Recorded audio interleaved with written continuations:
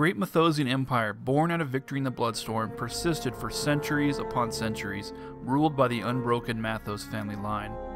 Under its care, all the people of Talaria were united under one banner. It was a great age of peace, justice, and chivalry. Over 1,000 years after the rule of Torrid Mathos, his descendant King Joster the Ancient passed away in the company of his sons Adraxus, Zareth, and the bastard son Carwin. Adraxus, being the eldest, was crowned king, while Zareth took his seat at Port Sion, the richest city in all of Talara. Over the next few years, Mathosia saw a gradual and disturbing series of changes. King Adraxus began a heavy campaign of expansionism, hoping to tighten the empire's grip on its many vassal states. To fund this buildup, he raised oppressive taxes and sought to crush any and all dissent. Adraxus declared any speech against him or his policies to be treason, and handed the power of execution to his elite dragon knights. Through all of this, his brother Zareth was concerned but silent. Adraxus contacted his old tutor, Orpheal Fairwind, hoping to use his expertise to revive the technological wonders of the ancient Eth. Centuries ago, the Eth had been ordered by the Vigil to stop using these machines, and when they ignored these warnings, their empire was overwhelmed by great horrors. Since then, Mathosia had imposed a strict ban on such knowledge, but the king lifted this ban, encouraging the populace to become involved in heretical technomancy. The situation worsened as the king began showing an obsession with ancient death rituals, building a vast library of literature on the subject from all over Talara. He abandoned traditional worship of Theodore and turned away from the guidance of the Vigil entirely.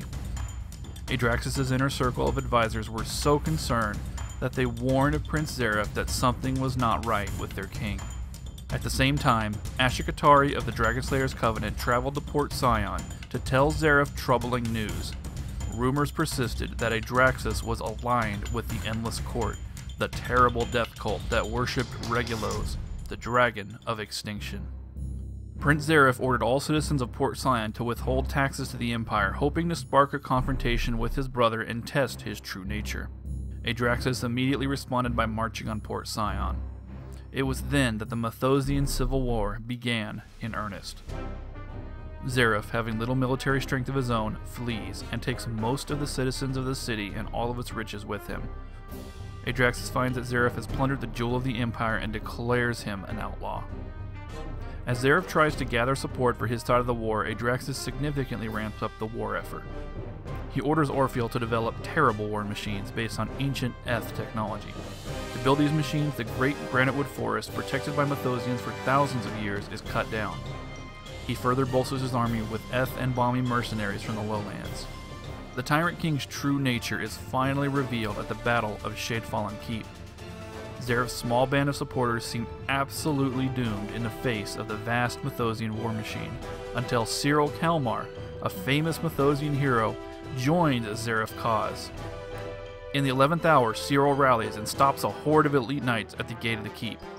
Frustrated, Adraxus casts a powerful necromantic spell over his own troops, casting aside their human shells and revealing a horrifying undead army. Finally, the remaining people of Talara see that Adraxus has fallen to Regulos and his cult. He threatens to crack the ward protecting Talara and invite the plains to consume all of creation. His support evaporates immediately as the vast majority of his army and subjects desert him and join Prince Zareth. Adraxus is left with his machines, his mercenaries, and his horde of undead, and retreats to his seat of power in Mathosia. Zareth, meanwhile, continues to bolster his now formidable army with Born Gamult's dwarves and Shyla Starhearth's elves, who have come to recognize that this is no mere civil war. This is a war against death itself. The Rune Guard of Hammernell Fortress and finally the Dragonslayer's Covenant commit their armies to the war. Zareth also counts among his closest advisors Alsbeth, a great mage, and his brother Carwin, a hero in his own right. The final battle between the Pawns of Regulos and the heroes of Talara takes place at the former imperial seat of power. United under Zareth, all the races and peoples of Talara strike at once, crushing Adraxus' army and advancing to the inner sanctum of the Necromancer King. Moments before Adraxus is slain, though, the unthinkable happens. His machine succeeds in its task, opening a massive death rift over the heart of Mathosia. A terrible force, later known as the Shade, emerges from the rift and envelops Zareth's forces. All of his forces, all of those great heroes, are immediately and instantly lost. Cyril Kalmar, Ashikatari, all of them are killed.